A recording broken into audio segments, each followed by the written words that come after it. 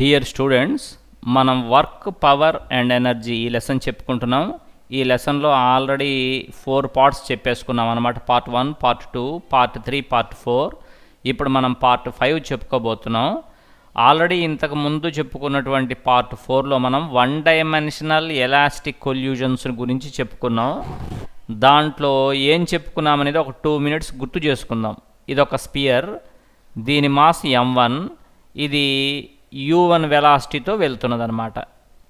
అలానే ఇది ఇంకొక స్పియర్, దీని మాస్ m2, ఇది u2 వెలాసిటీతో వెళ్తున్నది. ఈ రెండు స్పియర్స్ కూడా ఒకే స్ట్రైట్ లైన్ మీద ఒకే డైరెక్షన్లో వెళ్తున్నాయి అన్నమాట. అంటే ఇది 1 డైమెన్షనల్ ఎలాస్టిక్ కొల్యూజన్ కదా, అంటే వెలాసిటీస్ అన్నీ కూడా ఒకే స్ట్రైట్ లైన్లో ఉంటాయి. కొల్యూజన్కు ముందు, కొల్యూజన్ తర్వాత. మరి వీటి మధ్య కొల్యూజన్ జరిగిపోయింది, అది ఎలాస్టిక్ కొల్యూజన్ అనమాట. కొల్యూజన్ జరిగిన తర్వాత వాటి మాసెస్ ఏం మారవు, దేని మాస్ దానికే ఉంది. వెలాసిటీస్ మాత్రం మారిపోయినాయి. ఫస్ట్ స్పియర్ వెలాసిటీ u1 ఉంటే అది v1 అయిపోయింది. సెకండ్ స్పియర్ వెలాసిటీ u2 ఉంటే అది v2 అయిపోయింది అనమాట. వెలాసిటీస్ చేంజ్ అయిపోయినాయి. ఇక్కడ v1 v2లు ఏంటి అంటే velocities of the 2 spheres after collision. u1 u2లు ఏంటి, velocities of the 2 spheres before collision. మనం v1 v2 ఎంతో పార్ట్ 4లో కనుక్కున్నాం అనమాట. v1 ఎంత వచ్చిందంటే మనకి m1 - m2 m1 + m2 × u1 plus 2m2 u2 m1 + m2 అని వచ్చింది. దట్ ఈజ్ ఈక్వేషన్ నెంబర్ 1 అనుకోండి. అలానే v2 వాల్యూ కూడా కనుక్కున్నాం మనం. 2m1 m1 + m2 × u1 plus m2 - m1 m1 + m2 × u2, that is equation number 2. ఇంతవరకు కూడా మనం పార్ట్ 4లో చేసాం, మీకు రివిజన్ చేసా అంతే, గుర్తు చేశా. ఇక్కడ మనం కొన్ని స్పెషల్ కేసెస్ చూద్దాం. ఏంటవి? ఈ రెండు స్పియర్స్ మాసెస్ సమానం అనుకోండి, రెండు స్పియర్స్ మాసెస్ ఈక్వల్ అనుకోండి. అంటే m1 = m2, దాన్ని మనం m అనుకుందాం. అప్పుడు ఏం జరుగుతుంది? రెండు స్పియర్స్ మాసెస్ కనుక ఈక్వల్గా ఉంటే ఏం జరుగుతుంది అనేది కేస్ 1 అనమాట. ఇప్పుడు మనం v1 కనుక్కుందాం. ఎలా? m1 m2లు ఈక్వల్ కాబట్టి m1కు బదులు m సబ్స్టిట్యూట్ చేయండి, m2కు బదులు కూడా ma సబ్స్టిట్యూట్ చేయండి. అప్పుడు m - m అయిపోయి ఇదంతా 0 అయిపోతుంది. 0 ప్లస్ ఇక్కడ 2m/2m, అంతే కదా. ఇదేమో 2m, ఈ మొత్తం కలిపితే 2m/2m ఇంటూ u2 అనమాట. ఓవరాల్గా ఇక్కడ ఈ రెండు క్యాన్సిల్ అయిపోయి u2 వచ్చింది. v1 = u2 వచ్చింది.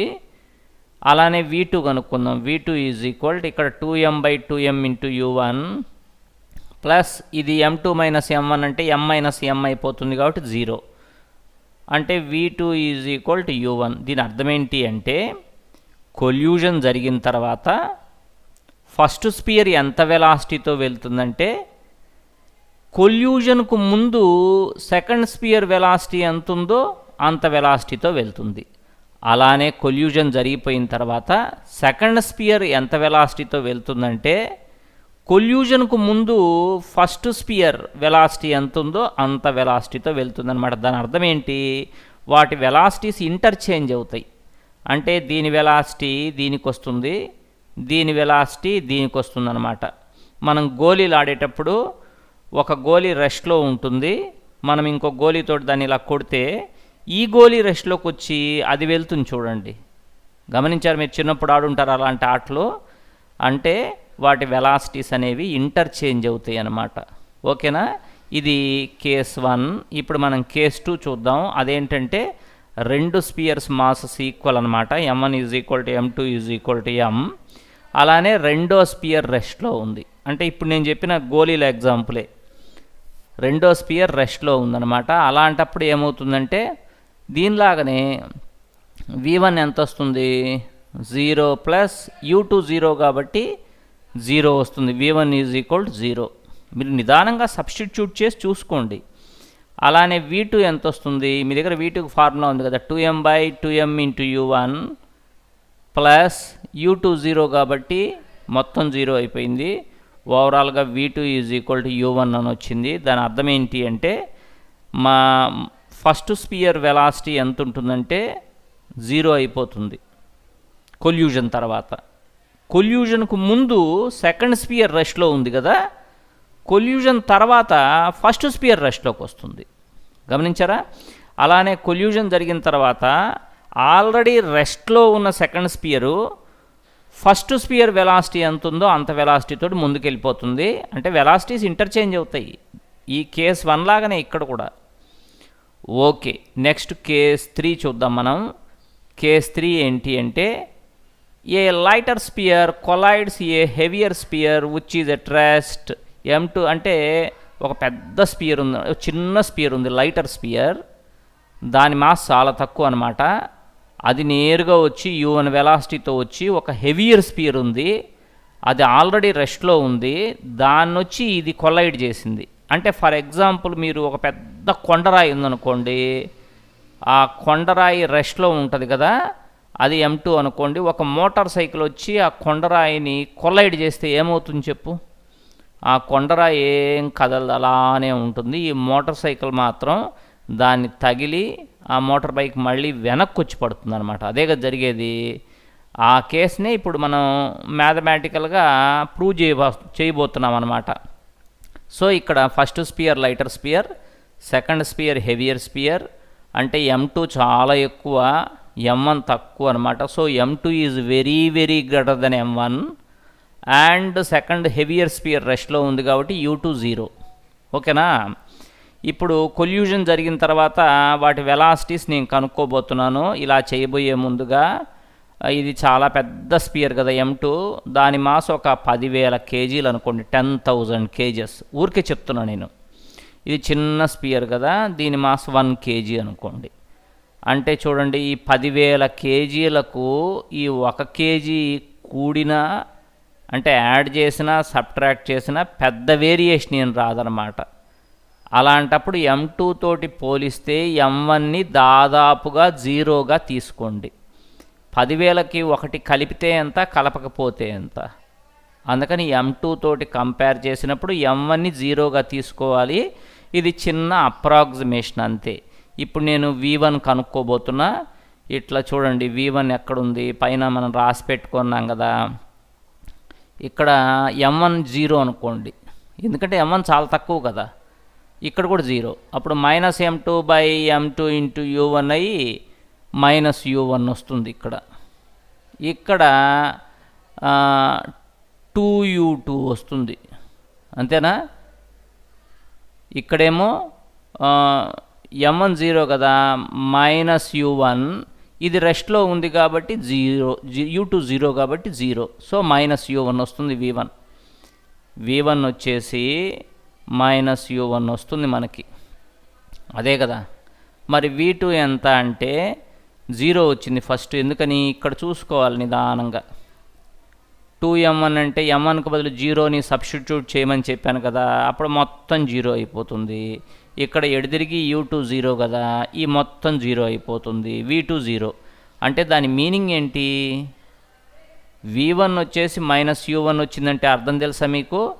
ఈ ఫస్ట్ లైటర్ స్పియర్ దాన్ని ఢీగొని అంటే కొల్లైడ్ అయ్యి మళ్ళీ అంతే వెలాసిటీతో రీబౌండ్ అయ్యి వెనక్కి వెళ్ళిపోతుంది. ఎట్లా అయితే వచ్చి తగిలిందో మళ్ళీ అలానే వెనక్కి వెళ్ళిపోతుంది అన్నమాట ఫస్ట్ స్పియర్. మరి రెండో స్పియర్ సంగతి ఏంటి? అది కొల్యూజన్కు ముందు రెస్ట్లో ఉంది, కొల్యూజన్ తర్వాత కూడా రెస్ట్లోనే ఉంటుందన్నమాట. అది దాని మీనింగ్. ఈసారి కేస్ 4 చూద్దాం. ఏ హెవియర్ స్పియర్ అంటే బాగా పెద్ద స్పియర్ ఉంది, దాని మాస్ M1, వెలాసిటీ U1. అదొచ్చి ఒక లైటర్ స్పియర్, దాని వెలాసిటీ ఎంత అంటే 0, దాని మాస్ M2, దాంతో కొల్లైడ్ అయిందనమాట. అంటే ఫస్ట్ స్పియర్ హెవియర్ స్పియర్ కాబట్టి M1 is very very greater then M2. రెండోది లైటర్ స్పియర్ రెస్ట్లో ఉంది కాబట్టి U2 0. ఇలా జరిగిందనుకోండి. అంటే ఫర్ ఎగ్జాంపుల్ ఒక పెద్ద కొండరాయి ఏదో కారణంగా కొండ మీద నుంచి జారిపోయి ఫాస్ట్గా వస్తూ కింద ఒక బైక్ ఒకటి ఆగుంటే ఆ బైక్ని ఢీగొన్నదనుకోండి, ఏమవుతుందంటే ఆ బైక్ ఒక పెద్ద విషయం కాదు కాబట్టి ఆ పెద్ద కొండరాయి ఇంతకుముందు ఎంత వెలాసిటీతో వచ్చిందో అంతే వెలాసిటీతో ముందుకెళ్ళిపోతుంది. అది బైకుని ఢీగొనటం వల్ల దానికి ఎటువంటి చేంజ్ రాదనమాట. ఇంకా బైక్ ఏమవుతుంది, బైక్ అనేది ఒక ఫ్లై అయిపోతుంది, ఎగిరిపోతుంది. ఇంత పెద్ద వస్తువు వచ్చి తగిలినప్పుడు అది అసలు ఎగిరిపోతుందన్నమాట.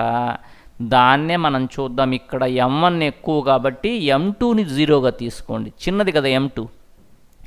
అలాంటప్పుడు సబ్స్టిట్యూట్ చేస్తే m1 - 0 by m1 + 0 into u1 plus 2m2, m2కు 0 పెట్టేసా. ఓవరాల్గా నాకు ఎంత వచ్చిందంటే u1 వచ్చిందనమాట. v1 = u1. అంటే ఈ హెవియర్ స్పియరు ముందు ఎంత వెలాసిటీతో వస్తున్నదో కొల్యూజన్ జరిగిన తర్వాత కూడా అంతే వెలాసిటీతో అదే డైరెక్షన్లో కంటిన్యూ అవుతుందని దీని మీనింగ్ అనమాట. మరి రెండో spear m1 + m2 by 2m1 u1 v2 కదా. v2 అంటే 2m1 by m1 + m2 into u1 plus m2 - m1 by m1 + m2 into u2. ఇదే కదా ఫార్ములా. దీంట్లో సబ్స్టిట్యూట్ చేస్తే m2కు బదులు 0 పెట్టండి. అప్పుడు 2m1 బై m1 అంటే 2u1 వచ్చింది. ఇక్కడ దేనికి బదులు 0 పెట్టాలి మనం?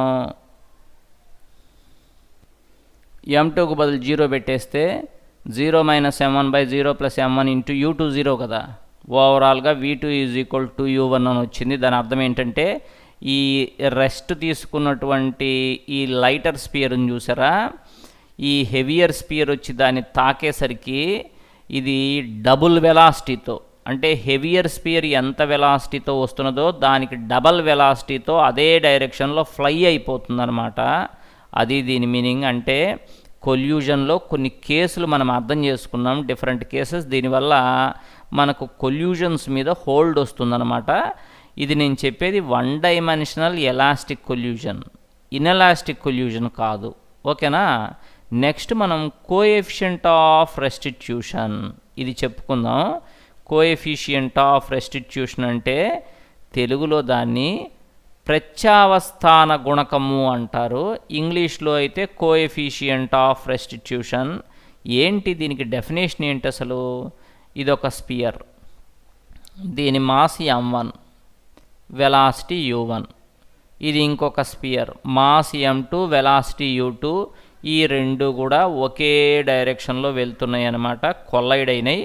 కొల్యూజన్ తర్వాత మాస్లు ఏం మారవని మీకు తెలుసు, వెలాసిటీస్ మాత్రం చేంజ్ అయిపోయినాయి, v1 v2 అయిపోయినాయి వెలాసిటీస్. ఇప్పుడు కోఎఫిషియంట్ ఆఫ్ రెస్టిట్యూషన్ అంటే ఏంటి అంటే రిలేటివ్ వెలాసిటీ ఆఫ్ సపరేషన్కు రిలేటివ్ వెలాసిటీ ఆఫ్ అప్రోచ్కి ఉండే రేషియో ఏదైతే ఉందో దాన్నే కోఎఫిషియంట్ ఆఫ్ రెస్టిట్యూషన్ అంటారు. దాన్ని స్మాల్ ఈతో డినోట్ చేస్తారనమాట. So relative velocity of separation అంటే ఏంటి అసలు? కొల్యూజన్ జరిగిన తర్వాత రెండు స్పియర్స్ కూడా సెపరేట్ అయిపోతాయి, దూరంగా వెళ్ళిపోతాయి. కొల్యూజన్కు ముందు రెండు అప్రోచ్ అవుతాయి, దగ్గరికి వచ్చి ఒకదానికొకటి సమీపించి ఢీగొంటాయి. కొల్యూజన్ జరిగిన తర్వాత సెపరేట్ అయిపోతాయి. గుర్తుపెట్టుకోండి బాగా, కొల్యూజన్కు ముందేమో అప్రోచ్ అవుతాయి, కొల్యూజన్ తర్వాత సెపరేట్ అయిపోతాయి అని బాగా గుర్తుపెట్టుకోండి. అప్పుడు రిలేటివ్ వెలాసిటీ అంటే v2 - v1 బై ఇక్కడ రిలేటివ్ వెలాసిటీ అంటే u1 - u2. సార్ మరి ఇక్కడ కూడా u2 - u1 వేయాలి కదా సార్, ఇలా రాసారేంటి మీరు అంటే, అక్కడేమో సెపరేట్ అవుతున్నాయి అంటే ఒకదానికోటి దూరంగా వెళ్ళిపోతున్నాయి, ఇక్కడేమో అప్రోచ్ అవుతున్నాయి, దగ్గరికి వస్తున్నాయి అన్నమాట. అలాంటప్పుడు రెండు ఆపోజిట్గా ఉన్నాయి కదా. అందువల్ల కొల్యూజన్ అయిపోయిన తర్వాత రిలేటివ్ వెలాసిటీ ఏమో v2 - v1, కొల్యూజన్కు ముందు రిలేటివ్ వెలాసిటీ ఎంత అంటే u1 - u2. అందువల్ల ఇక్కడ ఒక మైనస్ తేడా వచ్చిందనమాట. అర్థమైంది కదా మీకు? సో కోఎఫిషియంట్ ఆఫ్ రెస్టిట్యూషన్ని స్మాల్ ఈతో డినోట్ చేస్తారనమాట. దీనికి డెఫినేషన్ ఎలా చెప్పాలంటే coefficient of restitution between two bodies in a collision is defined as the ratio of, ఇది రేషియో అనమాట, is defined as the ratio of relative velocity of separation after collusion to the relative velocity of approach before collusion. అర్థమవుతుందా? మళ్ళీ ఇంకొకసారి చెప్తా. The coefficient of restitution between two bodies in a collusion, రెండు bodies మధ్య కదా దీన్ని define చేసేది.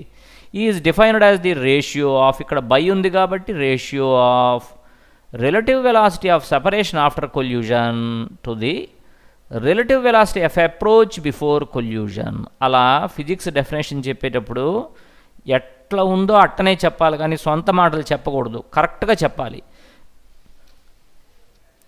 Okay, నేను మీకు చెప్పేశాను ఈకి v2 minus v1 by u1 minus u2 అని. ఇందులో u1 u2లు v1 v2లు కూడా నేను ఎక్స్ప్లెయిన్ చేశాను. ఈ వాల్యూ ఎంత ఉంటుందంటే పర్ఫెక్ట్లీ ఎలాస్టిక్ కొల్యూజన్కి ఈ వాల్యూ 1 ఉంటుంది.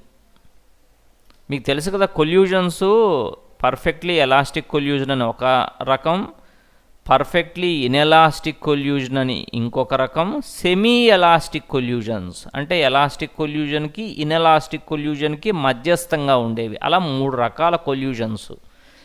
నేను పర్ఫెక్ట్లీ ఎలాస్టిక్ కొల్యూజన్ సంగతి చెప్తున్న, దానికి ఈ వాల్యూ 1 ఉంటుందన్నమాట. అప్పుడు ఇక్కడ 1 సబ్స్టిట్యూట్ చేస్తే 1 is equal to v2 minus v1 by u1 minus u2 cross multiplication చేస్తే ఇది ఇటు వెళ్తుంది కదా, u1 minus u2 is equal to v2 minus v1. ఒక ఇంపార్టెంట్ విషయం వచ్చేసింది మనకి. ఫర్ పర్ఫెక్ట్లీ ఎలాస్టిక్ కొల్యూజన్ అంటే ఒక ఎలాస్టిక్ కొల్యూజన్లో relative velocity of approach before collision is equal to relative velocity of separation after collision. చెప్పచ్చుగా, మీరు ప్రూవ్ చేయమని అడుగుతారు మిమ్మల్ని, ప్రూవ్ చేసాం కూడా మనం ఆల్రెడీ. కాబట్టి ఏంటి దీని అర్థం మళ్ళీ ఇంకొకసారి చెప్తున్నా. In a perfectly elastic collision అంటే ఒక ఎలాస్టిక్ కొల్యూజన్లో relative velocity of approach before collision is equal to relative velocity of separation after collision. అర్థమైందిగా మీకు? నెక్స్ట్ ఇప్పుడు ఫర్ పర్ఫెక్ట్లీ ఇన్ఎలాస్టిక్ కొల్యూజన్ అంటే ఒక ఇన్ఎలాస్టిక్ కొల్యూజన్ సంగతి చెప్తున్నాను. ఈ వాల్యూ 0 ఉంటుంది. 0 సబ్స్టిట్యూట్ చేస్తే 0 is equal v2 minus v1 by u1 minus u2 cross multiplication చేస్తే v2 minus v1 is equal 0 అంటే దాని అర్థం v1 is equal to v2. అంటే ఏంటి దీని అర్థం? కొల్యూజన్ జరిగిన తర్వాత ఆ 2 స్పియర్స్ కూడా వేరువేరు వెలాసిటీస్తో వెళ్లకుండా అవి 2 కూడా స్టిక్ టుగెదర్, ఒకదాంతో ఒకటి కలిసి ఒకే వెలాసిటీతో మూవ్ అవుతాయి అన్నమాట.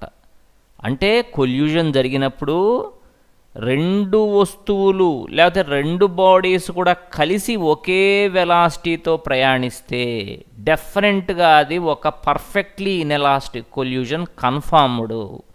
ఎందుకనంటే v1 is equal to v2 అయింది అంటే అది పర్ఫెక్ట్లీ ఇన్ఎలాస్టిక్ కొల్యూజన్ అని అర్థం. ఓకేనా? దానికి ఈ వాల్యూ 0, అదే పర్ఫెక్ట్లీ ఎలాస్టిక్ కొల్యూజన్ అయితే ఈ వాల్యూ 1. అలా కాకుండా సెమీ ఎలాస్టిక్ కొల్యూజన్ కనుక అయితే ఈ వాల్యూ ఎంత ఉంటుందంటే 0కు 1కు మధ్యలో ఉంటుందన్నమాట. సో ఈ వాల్యూ ఎంతెంత అని అడిగినప్పుడు పర్ఫెక్ట్లీ ఎలాస్టిక్ కొల్యూజన్కి అయితే ఈ వాల్యూ 1, పర్ఫెక్ట్లీ ఇన్ఎలాస్టిక్ కొల్యూజన్ అయితే ఈ వాల్యూ 0, సెమీ ఎలాస్టిక్ కొల్యూజన్ అయితే ఈ వాల్యూ 0కు 1కు మధ్యస్థంగా ఉంటుంది. ఓకేనా? అర్థమైందా మీకు? నెక్స్ట్ ఇప్పుడు ఇంకో కాన్సెప్టు, ఈ కోఎఫిషియంట్ ఆఫ్ రెస్టిట్యూషన్ స్మాల్ ఏని ఎలా కనుక్కుంటారు? Experiment to determine the coefficient of restitution. ఎలా కనుక్కోవాలి దీన్ని అంటే, suppose a small lead sphere is dropped on a horizontal glass plate from a height h1.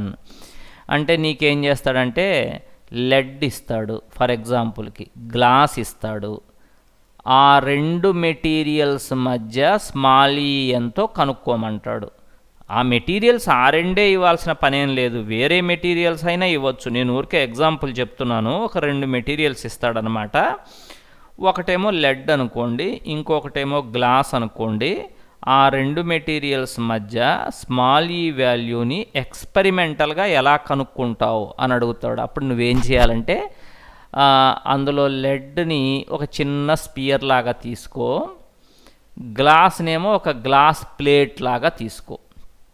Glass ప్లేట్ని అడుగున పెట్టేసి నేల మీద పెట్టేసి లెడ్ స్పియర్ని కొంత ఎత్తు నుంచి గ్లాస్ ప్లేట్ మీదకి వదిలేసి, ఎంత హైట్ నుంచి? h1 హైట్ నుంచి వదిలేస్తే ఆ లెడ్ స్పియర్ ఇలా వచ్చి గ్లాస్ ప్లేట్ని తగిలి కొల్యూషన్ జరిగి రీబౌండ్ అవుతుందన్నమాట. అది ఎంత ఎత్తు నుంచి అయితే పడిందో మరలా అంతెత్తుకే రీబౌండ్ కాదు కదా, జనరల్గా h2 హైట్కు రీబౌండ్ అయింది, ఈసారి h2 హైట్కి. ఓకే, అలాంటప్పుడు ఇదో ఇక్కడ చూపించినట్టు అనమాట. ఇదేమో గ్లాస్ ప్లేటు, ఇదేమో లెడ్ స్పియర్ అనుకోండి. ఈ లెడ్ స్పియర్ని ఇలా డ్రాప్ చేసామన్నమాట. ఎంత హైట్ నుంచి అంటే H1 హైట్ నుంచి డ్రాప్ చేసాం. అది గ్రౌండ్ను టచ్ చేస్తుందన్నమాట. గ్రౌండ్ అంటే గ్లాస్ ప్లేటు. ఎంత వెలాసిటీతో టచ్ చేసిందంటే U1 is equal to √2gH1. ఇది కైనమాటిక్స్ చెప్పేటప్పుడు నేను మీకు చెప్పాను. తర్వాత అది రీబౌండ్ అయింది కదా, ఎంత హైట్ కంటే H2 హైట్కు రీబౌండ్ అయింది. అప్పుడు అది ఎంత వెలాసిటీతో రీబౌండ్ అవుతుందంటే V1 is equal to √2gH2. కాకపోతే ఆపోజిట్ డైరెక్షన్లో ఇలా పైకి రీబౌండ్ అవుతున్నది కాబట్టి -V1 చెప్పా. So U1 is equal to √2gH1. U1 అంటే ఏంటి? ఈ లెడ్ స్పియరు ఇలా వచ్చి గ్లాస్ ప్లేట్ను టచ్ చేసే వెలాసిటీ అనమాట U1. మరి ఇక్కడ -V1 is equal to √2gH2లో -V1 ఏంటి? అది మళ్ళీ రీబౌండ్ అవుతున్నది కదా పైకి. ఎంత వెలాసిటీతో రీబౌండ్ అవుతుందంటే -V1 is equal to √2gH2 అనమాట. చాలా ఇన్ఫర్మేషన్ మనకి. ఇప్పుడు కోఎఫిషియంట్ ఆఫ్ రెస్టిట్యూషన్ అంటే relative velocity of separation by relative velocity of approach అని నేను మీకు చెప్పాను కదా. V2 - V1 by U1 - U2 కదా. ఇక్కడ నేను చెప్పింది లెడ్ స్పియర్ వెలాసిటీసే చెప్పాను కదా, U1 V1. మరి గ్లాస్ ప్లేట్ వెలాసిటీ ఎంత? కొల్యూజన్కు ముందు గ్లాస్ ప్లేట్ వెలాసిటీ 0నే, అంటే U2 0. కొల్యూజన్ జరిగిన తర్వాత దీని వెలాసిటీ 0, అంటే U2 0, V2 0. గ్లాస్ ప్లేట్ ఎప్పుడు రెస్ట్లోనే ఉంటుంది కదా. కొల్యూజన్కు ముందు రెస్టే U2 0, కొల్యూజన్ తర్వాత రెస్టే V2 0. అప్పుడు ఇక్కడ V2కు బదులు 0 పెట్టేయండి. 0 - V1 అంటే -V1 బై U1 - U2కు బదులు 0 పెట్టేయండి. అప్పుడు ఇంత వచ్చింది మనకి. -V1 అంటే ఇది సబ్స్టిట్యూట్ చేయండి, √2gH2 బై U1 అంటే ఇక్కడ సబ్స్టిట్యూట్ చేయండి. అప్పుడు 2gలు క్యాన్సిల్ అయిపోయి E is equal to √H2 by H1. ఇది కదా simple formula. H2 H1 values కనుక సబ్స్టిట్యూట్ చేస్తే ఆటోమేటిక్గా E వచ్చేస్తుంది అనమాట. E అంటే ఏంటి? Coefficient of restitution. ఏ రెండు బాడీస్ మధ్య మనం ఇప్పుడు ఏ రెండు బాడీస్ అయితే తీసుకున్నామో ఆ రెండు మెటీరియల్స్ మధ్య, అంటే లెడ్ స్పియరు గ్లాస్ ప్లేట్ కదా. సో మనం ఈ వాల్యూని లెడ్కు గ్లాస్కు మధ్య ఈ వాల్యూ ఎంతో కనుక్కున్నాం అనమాట. H2 H1లు నీకు తెలుసు కదా. ఇప్పుడే ఎంత హైట్ నుంచి డ్రాప్ చేసావో ఆ హైట్ H1, ఎంత హైట్కు రీబౌండ్ అయిందో ఆ హైట్ H2. ఆ రెండు తెలుసు కాబట్టి సబ్స్టిట్యూట్ చేస్తే ఈ వాల్యూ వచ్చేస్తుంది. ఇలా కనుక్కోవాలి మనం ఈ వాల్యూని. ఓకేనా?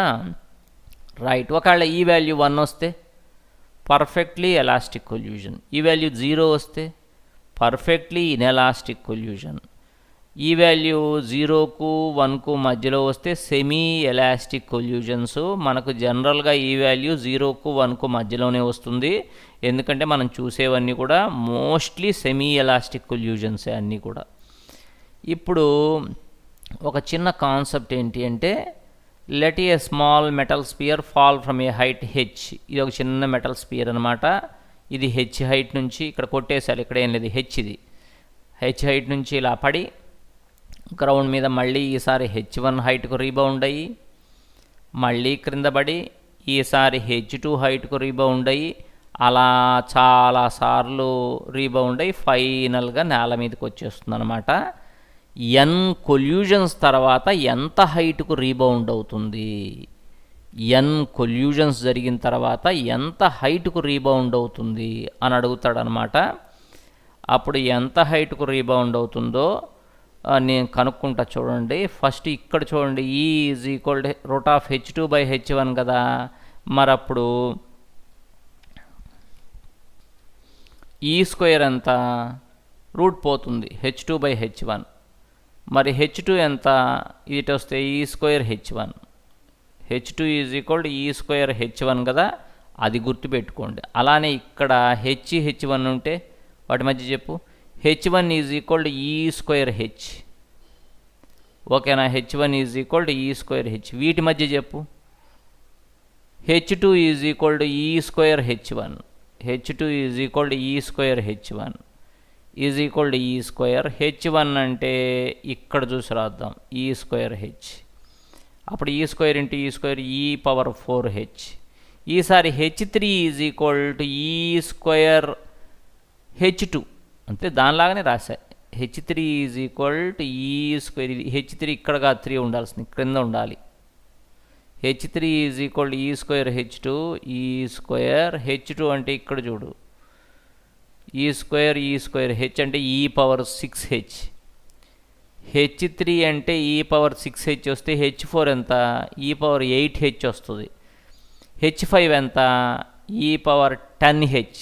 మరి Hn ఎంత, ఈ పవర్ 2n ఇంటూ H అనమాట. అంటే ఇక్కడ ఈవన్ నెంబర్ కదా వస్తున్నది, ఈవన్ నెంబర్ వస్తుంది కూడా. Hn ఈజ్ ఈక్వల్ ఈ పవర్ 2n ఇంటూ H అంటే n రీబౌండ్స్ తర్వాత అది ఎంత హైట్కు ఎగురుతుందంటే Hn ఈజ్ ఈక్వల్ ఈ పవర్ 2n ఇంటూ H ఇలా చెప్పాలన్నమాట. అలానే ఇంకో చిన్న కాన్సెప్ట్ ఏంటంటే n రీబౌండ్స్ తర్వాత దాని వెలాసిటీ ఎంత ఉంటుందని అడుగుతాడు. n రీబౌండ్స్ తర్వాత దాని వెలాసిటీ ఎంత ఉంటుంది అంటే E is equal to V2 minus V1 by U1 minus U2. V2 0, U2 0 కాబట్టి, ఎందుకంటే కొల్యూజన్కు ముందు కొల్యూజన్ తర్వాత ఈ గ్రౌండ్ రెస్ట్లోనే కదా ఉండేది, అందుకని V2 U2 0. అప్పుడు మైనస్ V1 బై U1 వస్తుంది. ఓకేనా, ఇక్కడ మైనస్ V1 అంటే V1, U1 అంటే V అనమాట. అంటే ఏం లేదు, ఇక్కడ మైనస్ ఎందుకని, రీబౌండ్ అవుతుంది, ఆపోజిట్ డైరెక్షన్లో వెళ్తుందని చెప్పడానికే కదా మైనస్ పెడుతున్నాం. డైరెక్షన్ తోటి ఏం అవసరం లేనప్పుడు మైనస్ V1కు బదులు V1 రాసుకుందాం, U1కు బదులు V రాసుకుందాం. అంటే E is equal minus V1 by V. అంటే దీని మీనింగ్ ఏంటి, ఇదిగో ఇదే కదా నేల, ఒక స్పియర్ ఇలా వచ్చి నేల మీద పడిందనమాట, గ్రౌండ్ మీద. ఎంత వెలాసిటీతో వచ్చి గ్రౌండ్ను టచ్ చేసిందంటే అది V వెలాసిటీతో వచ్చి టచ్ చేసింది. మళ్ళీ రీబౌండ్ అయ్యేటప్పుడు దాని వెలాసిటీ V1 అయితే V1 is equal to EV. అర్థమవుతుందా? మరి ఈసారి V1 వెలాసిటీతో టచ్ చేసి V2 వెలాసిటీతో రీబౌండ్ అయితే అప్పుడేంటి, V2 is equal to EV1. దీనిలాగానే V2 is equal to EV1 అంటే E ఇంటూ V1 అంటే ఇక్కడ EV కదా, ఈ స్క్వేర్ V అవుతుంది. ఈసారి V3 ఎంత, EV2 కదా, E ఇంటూ V2కు బదులు ఈ స్క్వేర్ V రాస్తే ఈ క్యూబ్ V అవుతుంది. అలానే V పవర్ 4 వచ్చేసి ఈ పవర్ 4V అవుతుంది. మరి V పవర్ n ఎంత, ఈ పవర్ n ఇంటూ V. దీని అర్థం ఏంటి, n రీబౌండ్స్ తర్వాత దాని వెలాసిటీ ఎంత అని అడిగినప్పుడు n రీబౌండ్స్ తర్వాత దాని వెలాసిటీ ఎంత అంటే Vn ఈజ్ ఈక్వల్ టు ఈ పవర్ n ఇంటూ V అనమాట. అలా చెప్పాలి. సో ఇదంతా కూడా కొల్యూజన్స్కు సంబంధించి నేను మీకు కోఎఫిషియంట్ ఆఫ్ రెస్టిట్యూషన్ అంటే చెప్పాను. తర్వాత కోఎఫిషియంట్ ఆఫ్ రెస్టిట్యూషన్ని ఎక్స్పెరిమెంటల్గా ఎలా కనుక్కోవాలి రెండు మెటీరియల్స్ మధ్య అనేది చెప్పాను. తర్వాత ఇక్కడ ఏం చెప్పానంటే n రీబౌండ్స్ తర్వాత ఎంత హైట్కు ఎగురుతుంది ఒక స్పియర్ అనే దానికి ఫార్ములా Hn ఈజ్ ఈక్వల్ ఈ పవర్ 2n ఇంటూ H అని చెప్పాను. n రీబౌండ్స్ తర్వాత దాని వెలాసిటీ ఎంత ఉంటుంది అంటే Vn ఈజ్ ఈక్వల్ టు ఈ పవర్ n ఇంటూ V అని చెప్పాను అనమాట. ఇవన్నీ అయిపోయిన తర్వాత నెక్స్ట్ క్లాసులో మిగిలింది చూద్దాం. Okay, right.